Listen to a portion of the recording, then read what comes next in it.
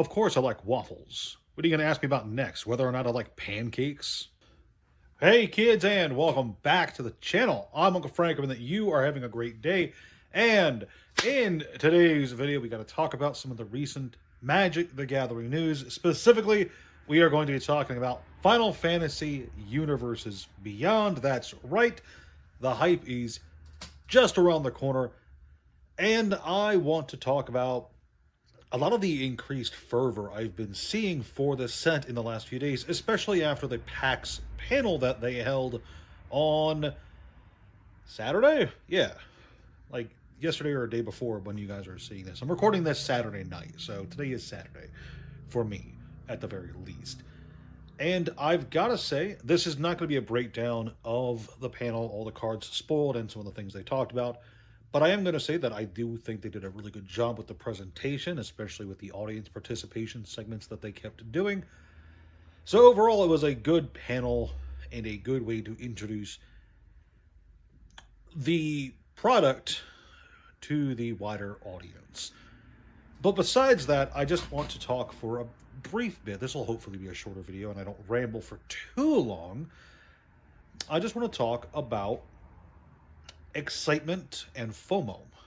And look, this is not the first time I've talked about the universes beyond Final Fantasy on this channel. I've already made a video before talking about relaxing, calming down, and stepping back and just seeing the product for what it is, because at this point, with the product only a month away, I feel like it's important for everybody to take a breath and evaluate what their choices are going to be regarding Final Fantasy, whether or not they are a tried and true Magic fan, a tried and true Final Fantasy fan, just looking to get into the game because of the set, or whether you're some kind of in between or outside of that system. You know, whether you're not, you know, you could be a Final Fantasy fan or a Magic fan, or you could be someone who doesn't care about either and just sees this as a good way to make money. And those are all very valid viewpoints to approach this set from, because like it or not, this set is going to make a lot of money.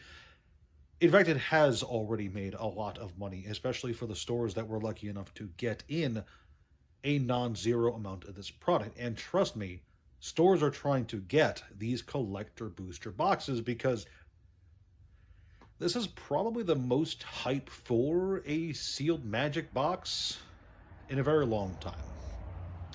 I struggle to think about any product in my memory, at the very least, that has generated this much buzz from the wider community, for good or bad, because I've seen some negative opinions about sets in the past. I've seen some extremely excited opinions about sets in the past, and this Final Fantasy set, it's blowing all those out of the water. The online discourse is huge. People are chatting about it basically nonstop.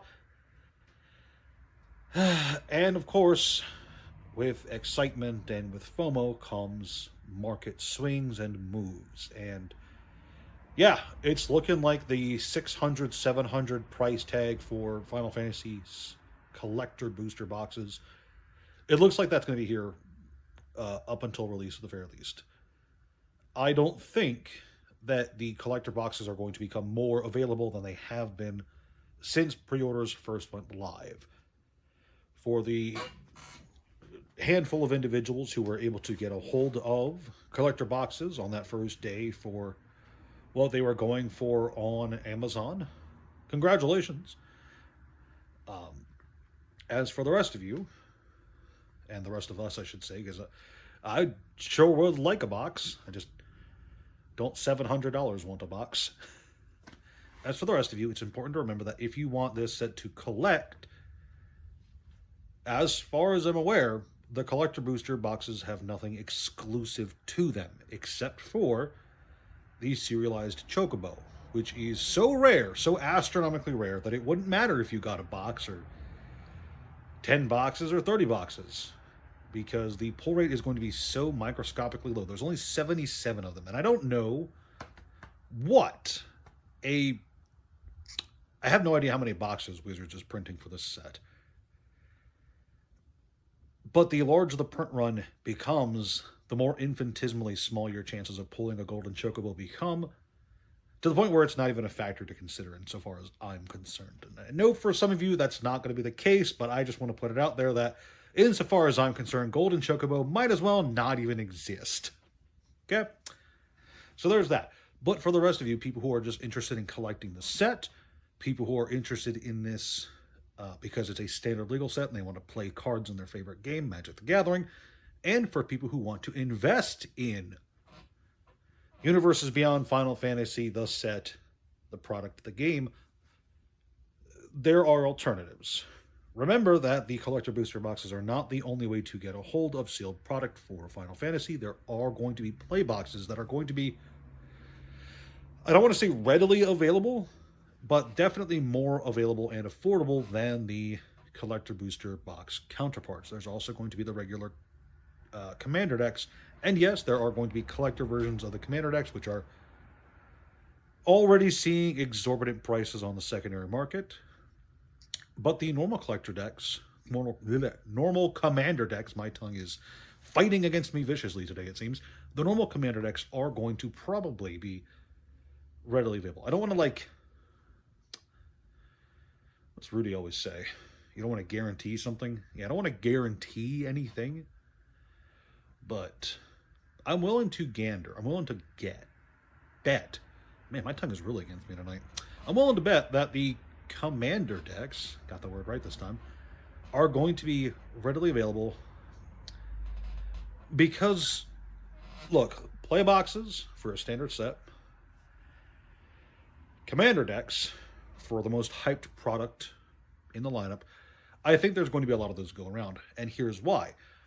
This is the most hyped Magic product of all time, and Wizards knows it, and they want to strike while the iron is hot and get as much money as they possibly can squeeze out of the set, because after all, look, they aren't getting this stuff for free. They are going to have to pay Square Enix presumably a lot. I don't know what the licensing fee structure looks like either, but I'm willing to bet it's not cheap for them to get a hold of the IP. After all, Final Fantasy is a huge IP, and they're going to want to get as much money from this as they can. And while the collector booster boxes are obviously going to be a limited print run, there's not going to be an infinite amount of them out there. I'm willing to bet that for the play boosters and the commander decks, I almost said collector again, boom, almost caught myself. I'm willing to bet that we're going to see something similar to what we saw with Lord of the Rings and the Warhammer 40k, where the boxes and decks got several waves of reprints after the set's first release, especially now that you consider the fact that this isn't a modern legal set. This is a standard legal set. It's going to be legal for 3 years. That's 3 years of cash cow milking it that Wizards can phone in on. And yeah, I know that there's been some availability issues with other standard sets recently, but I feel like for Final Fantasy, they are going to want to have that normal version of the product, the play boosters, as available as possible. So that's just my opinion on it. Obviously, I could be wrong, but I think that it makes the most sense for Wizards of the Coast to try and have this readily available for the people who want to pay money for it, because people are going to want to pay money for it. They just might be a bit apprehensive about a $300 play box and a $600, $700 collector booster box. And I have to say, just putting it out there, that I'm seeing some chatter online about, oh, this set will crash because the print run's going to be larger than people anticipated, and there's going to be more available, and the commander decks are going to crash, the collector boxes are going to crash, all that jazz. I don't think so. I don't think that's going to happen at all. I think that's just wishful thinking and cope from certain people online. But I will say, if I am wrong about that, and these products do crash on the very tiny, I won't say tiny chance, but on the unlikely event that that does happen, whatever they crash to, grab them. Just grab them. If I had the opportunity, if a collector booster box, I should quit. I should quit making YouTube videos. I keep jumbling up my words. This isn't right. If a collector booster box for Final Fantasy appears and I have the opportunity to grab it for like 300 or 400, I probably would, because look, it's just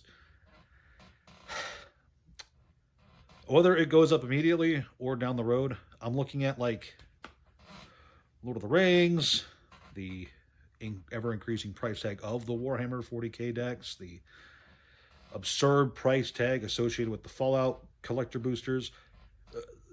Whether or not there is a decrease or a crash, as people are hoping, for the price, sooner or later demand is going to catch up to it, and it's going to be sooner rather than later, I think. Recent products for Magic the Gathering have been outperforming a lot of their historic counterparts by a wide margin, and we're seeing things like boxes doubling or tripling in price not very long after release. Of course, the big one is Lord of the Rings, but we're also seeing things like, as I said, the Fallout collector situation, where I think, I have no idea. Someone tell me what a booster collector box of the Fallout set is, because I think it's disgustingly high. But all I want to say is relax, calm down, and remember that if you just want to get a hold of the cards, play boosters are probably going to be available for a while. If you are looking to invest, then grab play boosters while they're cheap, because there's a decent chance that they won't be cheap forever. And if you are someone who just likes Final Fantasy, then welcome to Magic the Gathering. It's a good game, I promise. You just have to ignore all the other universes beyond. So that's all I got for you kids today. I hope you enjoyed this video. Like, share, and subscribe if you did. And if you didn't, then please comment below about how stupid my hair is today. See you next time.